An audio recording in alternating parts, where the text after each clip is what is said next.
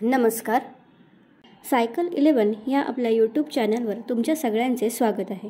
आज आपण सर्वजण खात्री करून घेऊयात की आपल्या प्रत्येकाकडे स्वतःचे एकच पॅन कार्ड आहे का? कारण आयकर कायद्यानुसार प्रत्येक व्यक्तीकडे स्वतःचे एकच पॅन कार्ड असायला हवे. एकापेक्षा अधिक पॅन कार्ड बाळगणे हा गुन्हा आहे. आता नवीन पॅन कार्ड आणि पॅन कार्ड करेक्शन ह्या दोन गोष्टी वेगवेगळ्या आहेत. न्यू पॅन कार्ड ॲप्लिकेशन म्हणजेच नवीन पॅन कार्डकरिता अर्ज. म्हणजे जर तुमच्याकडे पॅन कार्ड नसेल तरच तुम्ही नवीन पॅन कार्डकरिता अर्ज करू शकता. तर पॅन कार्ड करेक्शन म्हणजे जर तुमच्याकडे पॅन कार्ड असेल तर त्यात काही सुधारणा करून हवी असेल तर त्याला पॅन कार्ड करेक्शन असे म्हणतात. आता वेगवेगळ्या उदाहरणाद्वारे आपण जाणून घेऊयात की आपण केव्हा पॅन कार्ड न्यू ॲप्लिकेशन करायचे आणि केव्हा करेक्शनसाठी ॲप्लिकेशन करायचे. प्रश्न पहिला, जर कोणाचे पॅन कार्ड हरवले तर त्या व्यक्तीने पॅन कार्ड करेक्शनसाठी अप्लाय केला पाहिजे. कारण त्या व्यक्तीकडे आधी एक पॅन कार्ड नंबर होता, आता त्या व्यक्तीला डुप्लिकेट पॅन कार्ड मिळेल, म्हणजेच त्या व्यक्तीचा पॅन कार्ड नंबर तोच राहतो.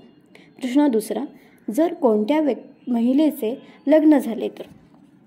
आता जर त्या महिलेकडे लग्नाआधी पॅन कार्ड असेल तर त्या महिलेने पॅन कार्ड करेक्शनसाठी अर्ज करावा.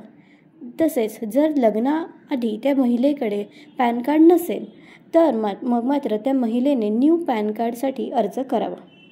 म्हणजेच जर तुम्हाला तुमच्या पॅन कार्डमध्ये काही चुका आढळल्या असतील, जसे की नावाचे स्पेलिंग, फोटो, सिग्नेचर, जन्मदिनांक, वडिलांचे नाव इत्यादी, तर तुम्हाला पॅन कार्ड करेक्शनसाठी अप्लाय करायचं आहे. म्हणजेच वरील उदाहरणांवरून आपल्याला असे लक्षात येते की जर आपल्याकडे पॅन कार्ड नंबर एखाद्या व्यक्तीला मिळाल्यानंतर ती व्यक्ती परत नवीन पॅन कार्ड नंबरकरिता अर्ज करू शकत नाही. तसेच तुमच्याकडे जर एकापेक्षा जास्त पॅन कार्ड असतील तर ते आयकर विभागास परत करावा. आपला हा व्हिडिओ आवडला असेल तर चॅनलला सबस्क्राईब, लाईक आणि बेल आयकॉनवर क्लिक करायला विसरू नका. धन्यवाद.